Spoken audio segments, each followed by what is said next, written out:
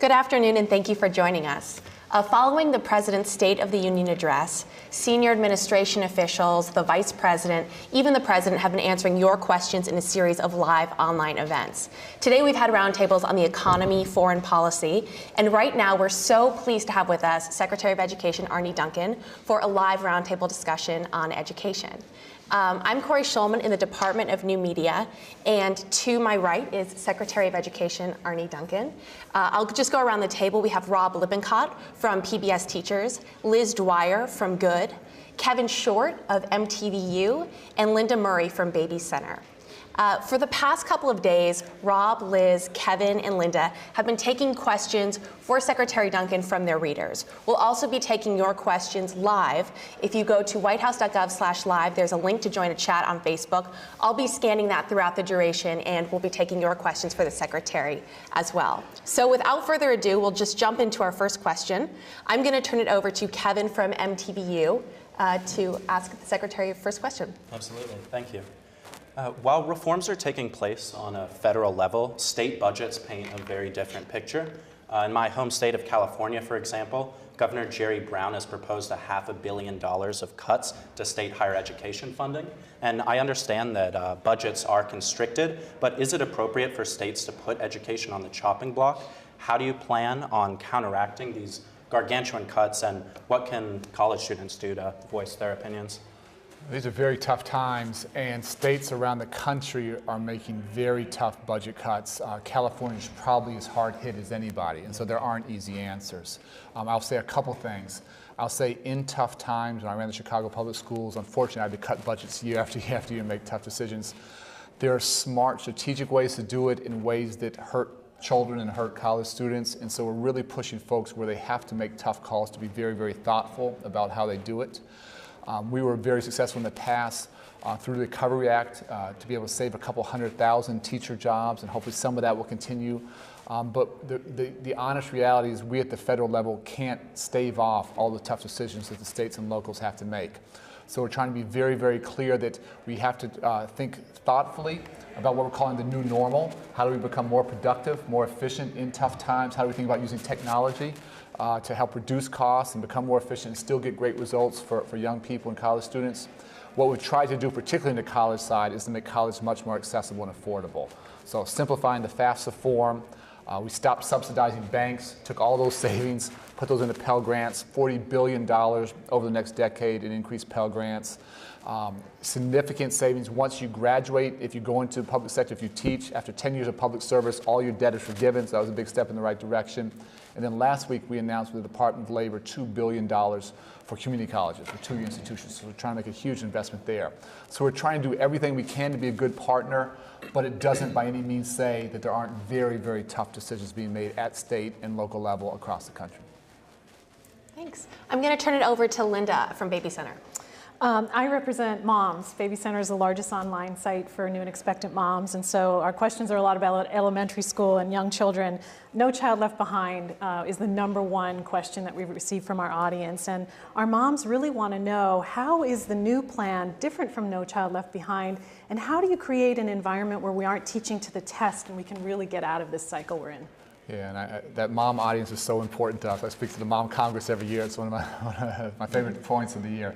So we fundamentally think that No Child Left Behind has to be fixed. There's a lot that's broken there. Let me sort of walk through a couple things I think are wrong and where we want to go. The current law is far too punitive. There are about 50 different ways to fail and no rewards for success. If you do a good job, you're just not a failure. There's no rewards there. It's very prescriptive. It's very top-down from Washington. When I ran the Chicago Public Schools, I almost had to sue our Department of Education for the right to tutor my children after school. It was the craziest thing ever. It was a pitched battle. I won it, luckily, but why did I have to fight the Department of Education to tutor children who wanted to work hard after school? Absolutely crazy. It led, I think this was unintentional, but it led to a dumbing down of standards, and it led to a narrowing of the curriculum. And it's one of the biggest complaints I hear as I travel the country. So how do we reverse all those things? We have to reward success. Great teachers, great principals, great schools, great districts, great states, where we're raising the bar, closing the gap. We have to make sure we shine a spotlight there and really reward folks that are doing tremendous work. We have to focus much more on growth and gain rather than absolute test scores. How much are students improving each year? What are we doing with graduation rates? We have to look beyond one simple test at the end of the year and get beyond that. I think we can do that. We're seeing huge courage from states. 40 states have raised standards, college and career ready standards over the past 2 years. You've seen more reform recently than you have over the past generation, as the President said in the State of the Union. That's not due to my leadership or anyone in Washington. That's at the local level, tremendous courage, tremendous vision. We're finally going to stop lying to parents, and stop lying to children, and raise the bar. And finally, we have to support what we call a well-rounded curriculum. So reading and math are important, but science, social studies, environmental literacy, financial literacy, foreign languages, dance, drama, art, music, physical education, all those things can't be seen as extras. That has to be the norm, particularly not just the high school level, but at the elementary, first, second, third grade, where students are starting to build their sense of self-esteem, develop their interests. They have to have access to that. So we can fix all that. We can do it in a bipartisan way. These are common sense fixes. At the end of the day, where I think the law got fundamentally wrong is interesting from a management standpoint.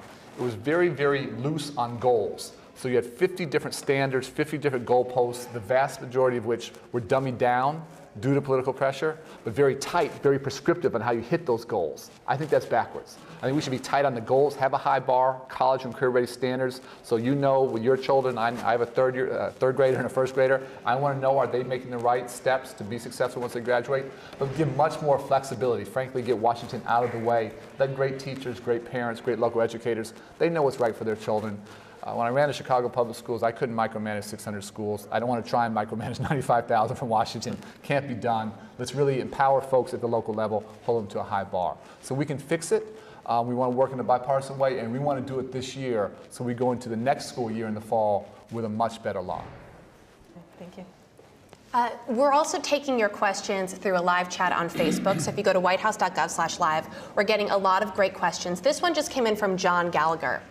John says, knowing that students in the top 10 or so in their graduating class or on the honor roll are involved in music, art, and theater programs in their schools, and knowing that the arts are providing things like creative problem solving and higher order thinking, skills that are needed in the 21st century employment, how are we going to sustain our arts programs in light of our current economy and cuts to education? Yeah, these are really thoughtful questions and something I actually worry a lot about. You see lots of places where arts are being cut. You see places where schools are going to 4-day weeks rather than 5-day weeks at a time when we need more time. So in our budget request to Congress, we're actually asking for $1 billion to fund what we call a world-class, well-rounded education. So it's not just the math and the reading, but it is all the other things that are somehow seen as extras, but they're not extras. They have to be the norm. So we want to put a huge amount of resources with Congress's support behind those states and those districts that are really committed to giving children a well-rounded education. I can't emphasize enough, it can't just be at the high school level. It's got to be with our young children, our 5 and 6 and 7 and 8-year-olds, and give them those kinds of opportunities. So we're trying to make an unprecedented investment. That's actually one of the pillars of where we want to go, is behind what we call this well-rounded education. Great, thank you. Liz from Good. Fabulous. So Good is a platform for people who really care deeply about changing the world, and we asked our readers to come to good.is, and they submitted hundreds of questions for you, and it was hard to narrow them down, but the first one, I know, the first one actually comes from a City Year Corps member named Jasmine Cabezas, who's out of Los Angeles, and she says, the president discussed the shared responsibility of schools, parents, and teachers in education. However, there are many more players on the field. How do you see the role of nonprofit organizations like Communities in Schools, KIP, or City Year in turning around our nation's lowest performing schools? And to take our question a step further, how do you see, additionally, the role of citizens and businesses in that? So I love the question. First, let me say how much I love City Year. I try every chance I get here to volunteer with them. I actually helped to bring them to Chicago, and they did an amazing job across the city, but I pushed them hard to focus on our schools, and they did that. We have City Year teams around the country who are actually dedicated to ending these dropout factors and ending the dropout crisis, and going into some of our toughest schools and really trying to be those great role models and mentors for students.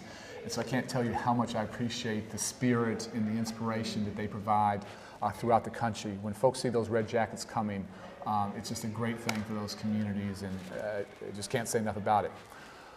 For us to get where we need to go as a country, none of us gets a pass. All of us have to do more. And so we're challenging everyone. We're challenging parents, we're challenging students, we're challenging teachers, we're challenging principals. I talked about, as hard as we're pushing everyone else, we're trying to look in the mirror and be very self-critical and change the way we're doing business. I think our department, frankly, has been part of the problem historically. Businesses, philanthropic community, but specifically this question, nonprofits, social service agencies, faith-based institutions. My vision is that schools really become community centers. Schools should be open 12, 13, 14 hours a day, a wide variety of after-school programming. In every neighborhood in our country, rich, poor, black, white, Latino, doesn't matter, we have schools. Schools have classrooms, they have libraries, they have computer labs, they have gyms, they have pools. Those are great physical resources. They don't belong to me or to the principal or to the union, they belong to the community. Why are they open 6 days a week? It makes no sense. One of the things I was proudest of in Chicago is when I left, we had 150 schools that were fully community centers, who were open these longer hours. We had a huge number of nonprofit partners who were co-locating services in our buildings. This was the best money I spent. For every dollar I spent, we were getting $5, $6, $7 back because of these partnerships. We had schools, we ran the school from 9 o'clock in the morning to 3 o'clock in the afternoon, and then from 3 o'clock in the afternoon until 9 o'clock at night, the Boys and Girls Club ran the school. And these are really tough economic times. We talked about it. Nonprofits, social service agencies are struggling for money. My question is, why do we keep putting that into bricks and mortar? Let's put them into our schools, don't charge them any rent, give them the buildings for free, and let them put all their scarce resources behind tutoring and mentoring and enrichment activities.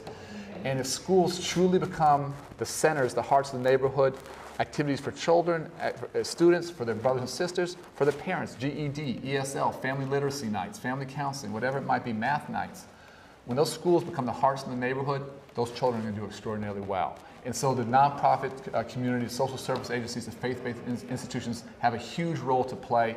And the more we think about our schools as these hearts of the neighborhood, not as these islands that they've been too often, we have to open our doors. We have to invite these partners in. Let them co-locate. Let's have 5, 6, 7, 8 different partners in the same building. Take some coordination, take some work. But the dividends for students are huge. Not to go on too long on this, but I'm passionate about it. We actually did some interesting studies of this in Chicago. We saw results go up. We saw attendance go up. We saw discipline problems go down. One that I wasn't smart enough to think about, we saw mobility go down. We had a highly mobile population. 85% of our students live below the poverty line. Families are often one step ahead of the landlord. But in these community schools, even if families were living in transition with some degree of chaos, because they were tied to that school, they found a way to come back. And to me, that was so critically important. When students' lives are unstable, lots of things going on, that one source of stability, that one source of strength has to be the school. And these community schools help to keep students anchored. And so I can't say how important that is, and you're seeing districts around the country start to move in this direction. Thank you. I'll try and shorten my answers. And now I'm going to turn it over to Rob from PBS Teachers. Thanks very much. We had an overwhelming response on pbsteachers.org. We got the teacher community was very excited by the administration education statements by President Obama in the State of the Union address. In fact, we had over 500 questions and 11,000 votes for those questions. One of the most popular was posed by Aaron C. of Boston, speaking to merit pay. How does merit pay address those who have chosen to teach in country's neediest students, those in low-income areas, special education students, ELL, and court-involved youth? Will I be penalized for choosing to work with the students who are most in need? That's a great question. I think the goal is exactly the opposite. The goal is to reward folks who are taking on those tough assignments. And let me be clear, no one goes into education to make $1 million. I think teachers and principals are the most altruistic people around. But I do think when you're taking on those really tough assignments in disadvantaged communities, inner city, urban, rural, whatever it might be, we should reward those folks willing to do that hard work and pay them a little more. And again, they're not doing it for the money. To me, it's almost a symbolic token of our appreciation. But I would argue that historically there have been very few incentives and frankly lots of disincentives to take on those tough assignments. And what I keep saying is if we're serious about closing achievement gaps in this country, we have to close what I call the opportunity gap. And we got to give our children who need the most help, the hardest working, the most committed teachers and principals. They make a huge difference in students' lives. So I've argued, not everyone agrees with me, we have a shortage of math and science teachers. It's hard to instill a love of math and science if you don't have teachers who know the content. In these struggling communities, let's pay a math and science teacher who's doing a great job. Pick a number, 10 grand more, 15 grand more, 20 grand more. We've had a shortage for a couple decades. I don't want to keep talking about it and admiring the problem. I want to try and fix it. So where folks are working in disadvantaged communities, very tough working conditions, lots of turmoil sometimes at home in the community, that's tough work. They're doing heroic work. We need to recognize it and we need to reward that. And I think we've been too shy to have those conversations. So we need to be thoughtful in how we do it. Again, focus not on absolute test scores, but growth and gain, how much students are improving each year. Focus on which schools are producing students that are graduating from high school and moving on. We have some amazing success stories of schools where just a couple years ago, 70% of students were dropping out, and today 85% are going on to college. Radically different. That's hard work. That's phenomenal work. Let's find ways to reward that and be thoughtful and do it in partnership with teachers. Great.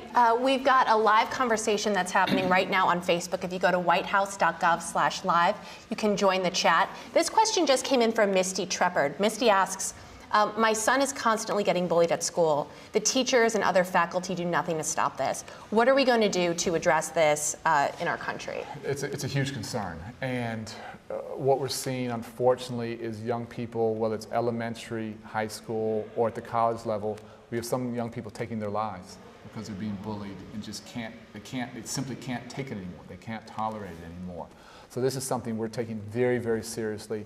Unfortunately, bullying takes more forms today than when I was growing up. It's not just physical bullying, it's cyberbullying. It's very, subtle ways. Students, unfortunately, at times can be very cruel to their peers. And so we've tried to be absolutely clear. We've pushed states very, very hard to adopt policies that have zero tolerance for this and deal with it openly and directly. Every adult in that building, teachers, counselors, social workers, principals, everybody has to be part of the solution. We're challenging students to step up and sort of break the code of silence. When these kinds of things are going on, almost always another student knows. We have to create this climate of safety where they can speak up. I would urge the mother, if this is not being addressed at the, go to the source, talk to the teacher first, the principal. If that's not being addressed, go to the superintendent, go to the school board. We're seeing many states come up with much more thoughtful and comprehensive policies, but those policies aren't being followed at the local level. They're frankly for not. And so I'd urge the mother to escalate this, to not be shy about this. We want parents demanding more, asking more questions, challenging us, holding all of us accountable. And if we want our students to be really successful academically, they have to be free of fear. If you're scared, if you're worried about these kinds of things, you just simply can't concentrate on what we want you doing. And so I would say there's a series of foundational things: students living free of fear, students being fed, students having eyeglasses, students having their physical and emotional and mental health needs met. Those are like foundational building blocks upon which we can have great academic success. Without those, it's a house of sand. Well, Misty is still in the chat. She said thank you for addressing that question. If you have other questions for the Secretary, go to whitehouse.gov/live. I'm scanning your questions now. I'm going to turn it over to Linda from Baby Center for the next question. I have a question from our audience about the role of the federal government in education. We have a decentralized system, and in some ways that's great. States make decisions, local districts make decisions. But what really can the federal government do? What should the role be? And very specifically, people had curriculum questions. We have so many different curriculums around the country. How can we raise our math and science standards when we don't really have a standard?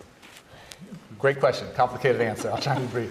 What I think our role in going forward, we frankly want to have a narrower federal footprint. We want to provide much more flexibility. We started that at the top of the conversation. I think our role should be to recognize and build upon and encourage the excellence at the local level. I think education has been, always will be, a local decision. The vast majority of funding, in most 8, 9, 10% of money comes from us. The vast majority of funding is state and local level. What we're trying to change ourselves, as hard as we're pushing everyone else, is our department has been this large compliance-driven bureaucracy. We're trying to change the business we're in to being this engine of innovation. And with Race to the Top in 40 states adopting higher standards, that's a game changer. With 36 states removing barriers to innovation, that's a game changer. We had states that had laws on their books that prohibited, it was against the law to link student achievement and teacher evaluation. All those laws are gone. So we want to continue to reward excellence through programs like Race to the Top, the Invest in Innovation program, the Promise Neighborhood Initiative that builds upon Jeffrey Canada's extraordinary work with the Harlem Children's Zone.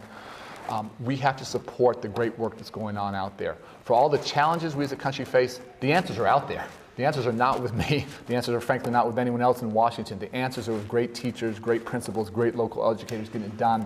We have to take those pockets of excellence, those islands of excellence, and scale them up. What I'd say directly on the curriculum, should we ever have like a national curriculum? I would say absolutely not. What we should have is high standards. And for the first time, our country is moving towards high standards. Then we'll see who are developing the curriculum, who are developing the assessments, who are developing the student supports to help students hit that higher bar. and we'll be able to track who's succeeding and who's not, and folks can learn from each other. So it'll never come from us, but it will shine a spotlight on what is working at the local level. Rob from PBS. Second question from Wendy in Carlsbad, and addresses standardized testing. How can teachers foster critical thinking skills and creativity when so much emphasis has been placed on standardized test scores? And if that's what defines the standard, how do we do this critical thinking challenge? So we need to move beyond the simplistic fill-in-the-bubble tests that we have today. And we actually have 2 consortia of states, 44 states now, working on this next generation of assessments to incorporate critical thinking skills into these more complex skills that students need to be successful in a knowledge-based, globally competitive economy.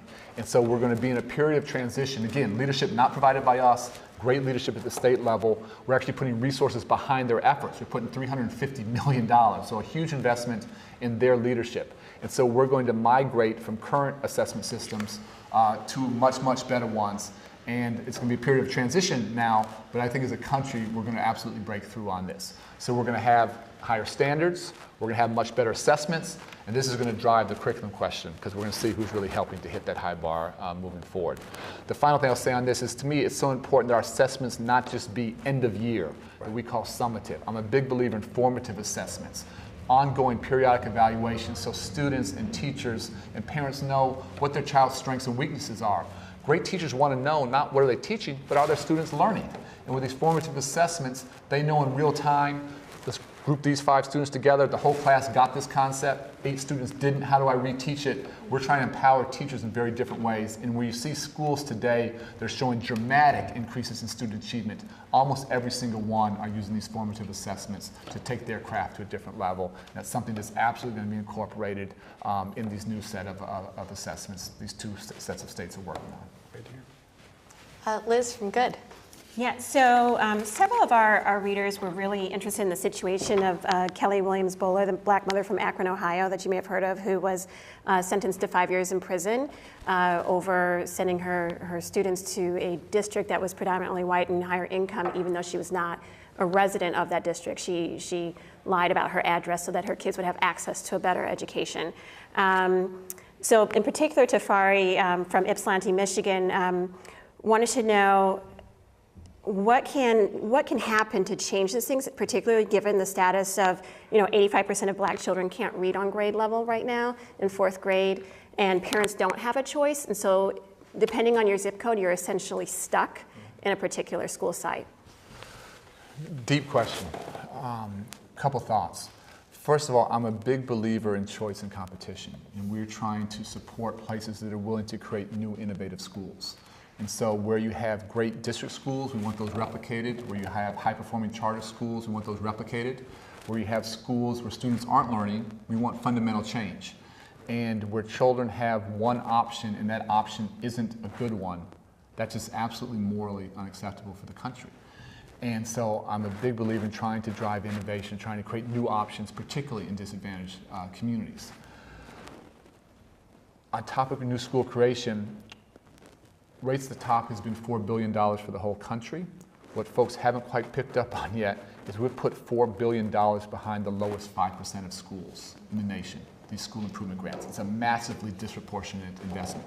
And where you have dropout factories, where you have schools that are chronically, students are falling further and further behind, we're putting this huge amount of money, not in the status quo, but behind a very different vision. Our country, historically, has accepted the status quo. These were schools that under No Child Left Behind were like in the worst category of a failure. 91% of schools around the country, as their remedy, picked other. And we know what other meant. Other meant the status quo. Nothing changed. In fact, many schools that 5 years ago were failing are doing worse today. For the first time now, we have almost 1,000 schools around the country that are being turned around, that are using our resources. And this is tough medicine sometimes. Sometimes it means changing the leadership of the school. Sometimes it means changing faculty. It might mean longer hours, longer days. Often means more social workers, more counselors, more wraparound services. But where schools simply aren't giving children a chance to fulfill their great academic and social potential, I think we have a moral obligation to challenge the status quo. So this is tough work, it's hard, it's controversial. I would argue it's some of the most important work we as a country are doing, and for the first time, our nation is in the business of turning around chronically underperforming schools. Situations like that, unfortunately, haven't often been true for 2 or 3 years. Sometimes it's been 2 or 3 decades. It's been persistent, chronic failure for years and years, and somehow everyone passively watched that happen. We have to challenge it. And I'd encourage parents, and this is sort of parents have to become great advocates. They have to be willing to challenge the status quo. They have to be great partners where things are working, but where it's not working, they have to be great advocates for change. Okay, Kevin from MTVU. The price of attending college has increased 5 times the rate of inflation over the last few decades. And quite frankly, these prices are higher in orbit than the Sputnik satellite. So what, in your mind, brought us to this point? And will the programs that you guys are launching be sufficient in curtailing these wildly out of control costs? Yeah, it's funny. I get this question often. I got it earlier this morning. So let me give you a couple of thoughts on it. I think our nation's system of higher education is the best in the world. I think on K-12, pre-K-12, we have a long way to go, but we have the best set of universities in the world. We have a couple thousand really good options. And you have some universities that are holding down costs and doing the right thing. You have others, as you talked about, where their costs are escalating much faster than the rate of inflation. I think where you have a couple thousand options, where you have smart, savvy students and parents, those places that are being wildly absorbent with cost increases, tuition increases, I think they're going to start to lose market share. All of our young people want a good education, but they want value for that as well. You see other institutions that are moving in very creative ways. You see some universities going to 3-year programs, taking 25% of the cost out of the equation. You have some universities going to no-frills campuses. Community colleges are hugely important and much more cost efficient. So this isn't what's interesting. We always think about what can we legislate, what can you mandate, what do you bully pulpit, what do you talk about? I don't think there's a legislative fix to this one.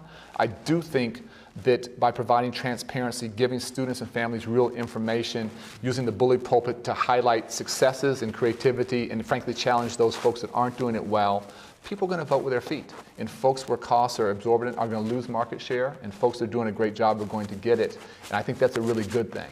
The final thing I'll say is, we talked about earlier, this huge increase in Pell Grants. We're trying to do everything we can to make college much more affordable. And just last week, we announced with the Department of Labor $2 billion for community colleges, for 2-year institutions. And we think that's this unpolished, unrecognized gem along the education continuum. We're trying to make a massive investment there as well.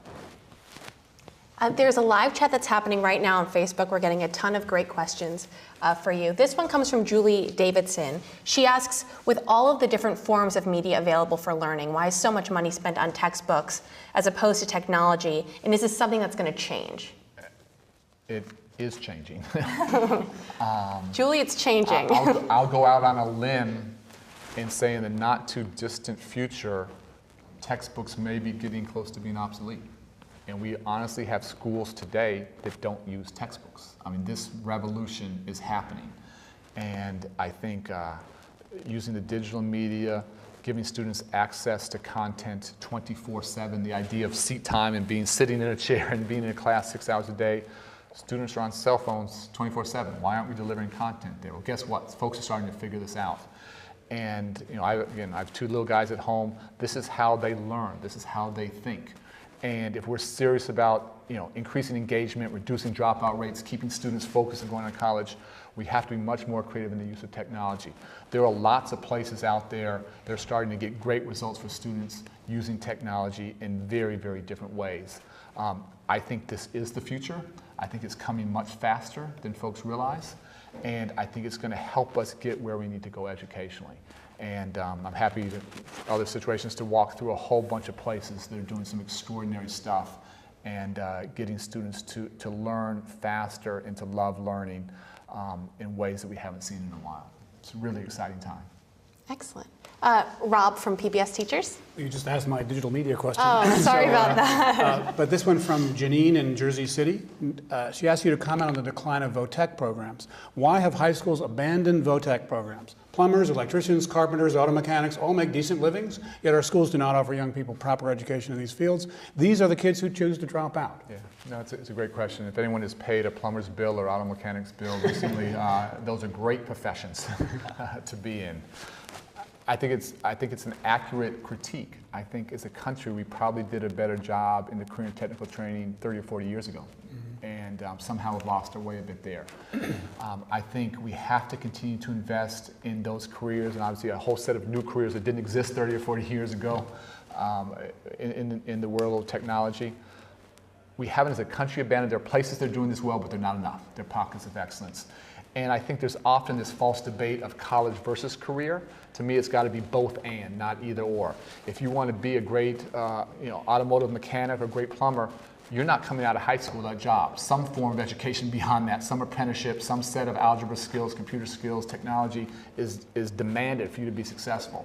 And so for me, it's about providing every single student with those choices, college and career. They can choose to go which way they want to go.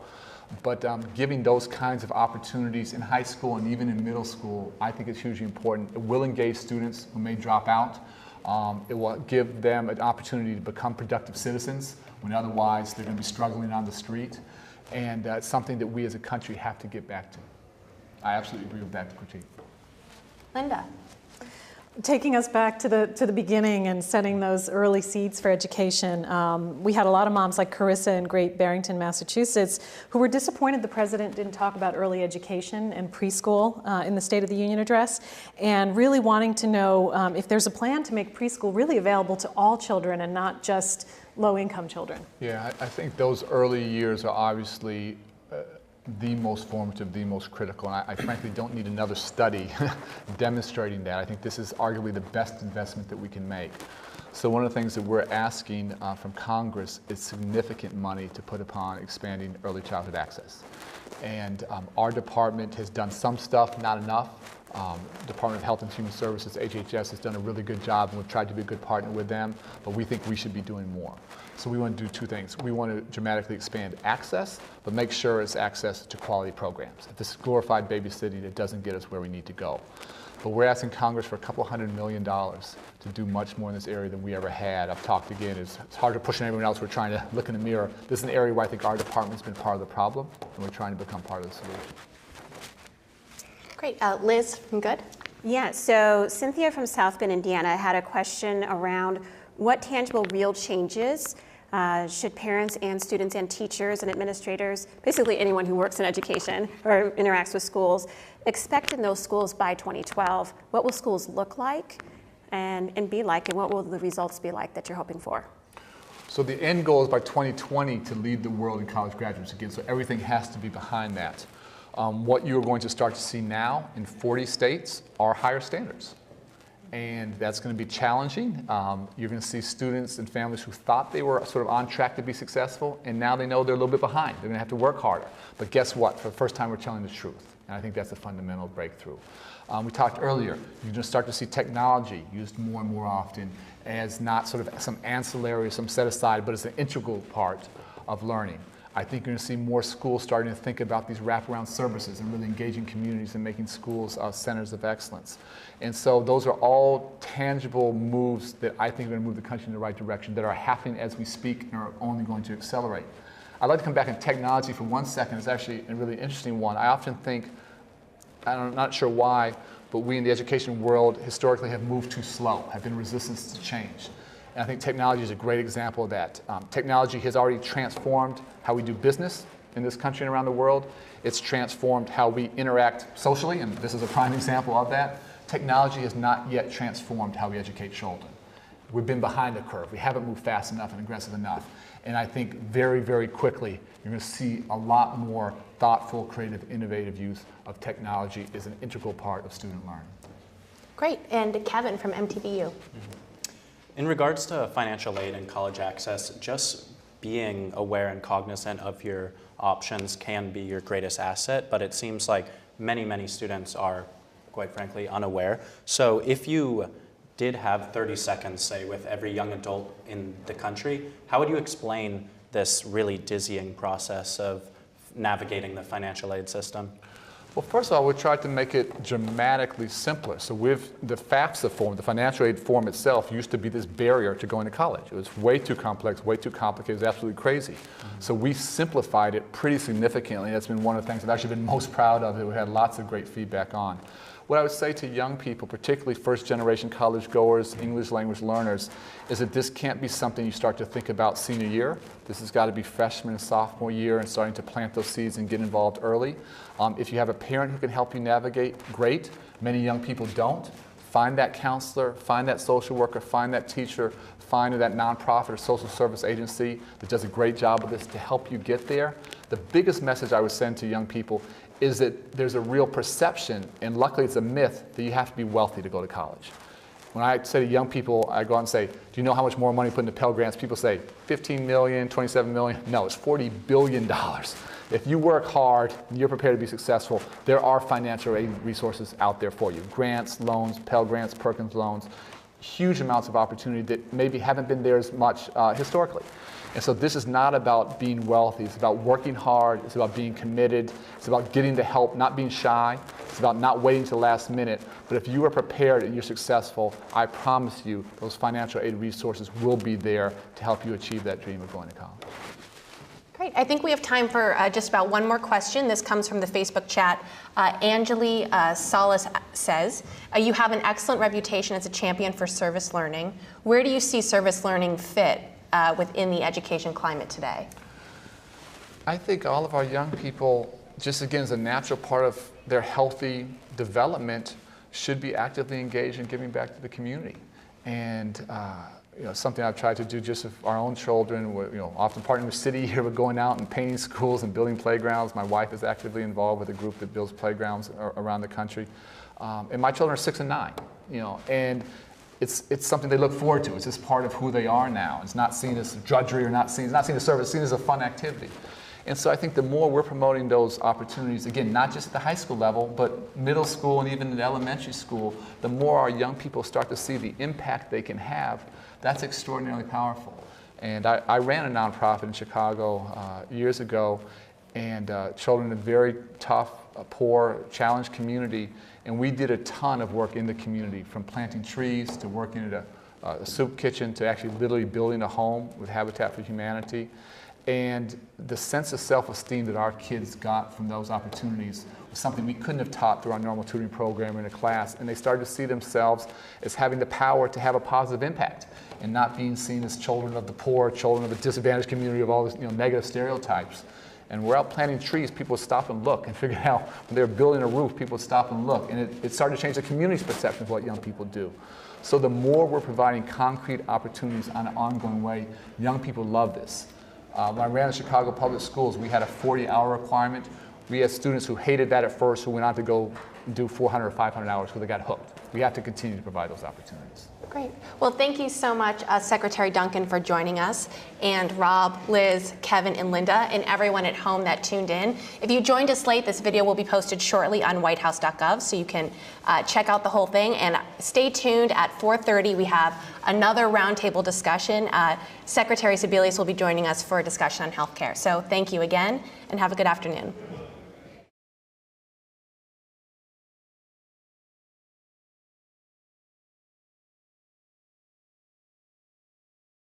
If you go into the public sector, if you teach, after 10 years of public service, all your debt is forgiven, so that was a big step in the right direction.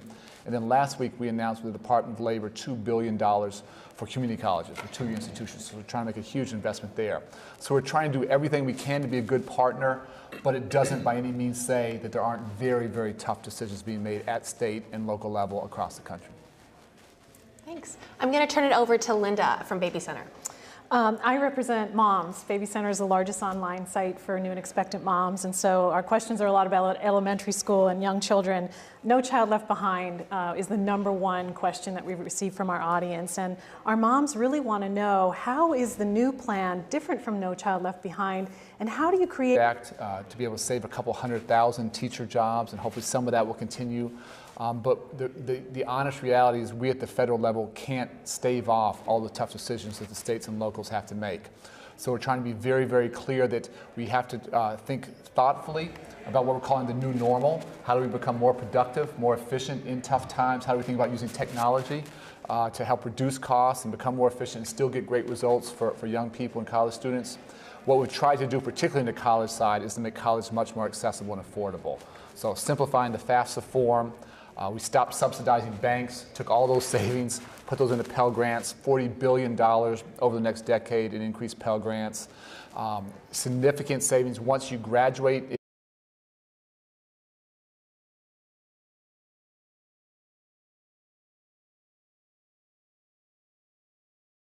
Good afternoon, and thank you for joining us.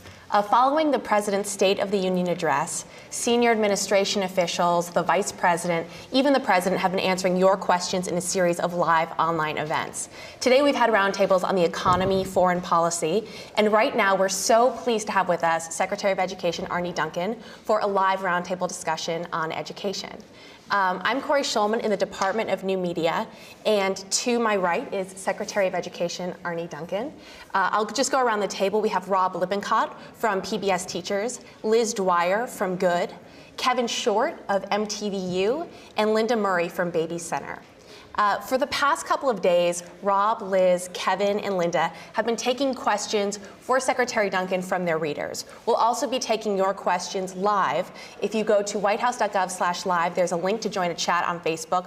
I'll be scanning that throughout the duration, and we'll be taking your questions for the Secretary as well. So without further ado, we'll just jump into our first question. I'm going to turn it over to Kevin from MTVU to ask the Secretary the first question. Absolutely. Thank you. While reforms are taking place on a federal level, state budgets paint a very different picture. In my home state of California, for example, Governor Jerry Brown has proposed $500 million of cuts to state higher education funding. And I understand that budgets are constricted, but is it appropriate for states to put education on the chopping block? How do you plan on counteracting these gargantuan cuts, and what can college students do to voice their opinions? These are very tough times, and states around the country are making very tough budget cuts. California is probably as hard hit as anybody, and so there aren't easy answers. I'll say a couple things. I'll say in tough times, when I ran the Chicago Public Schools, unfortunately I had to cut budgets year after year after year and make tough decisions. There are smart, strategic ways to do it in ways that hurt children and hurt college students, and so we're really pushing folks where they have to make tough calls to be very, very thoughtful about how they do it. We were very successful in the past through the recovery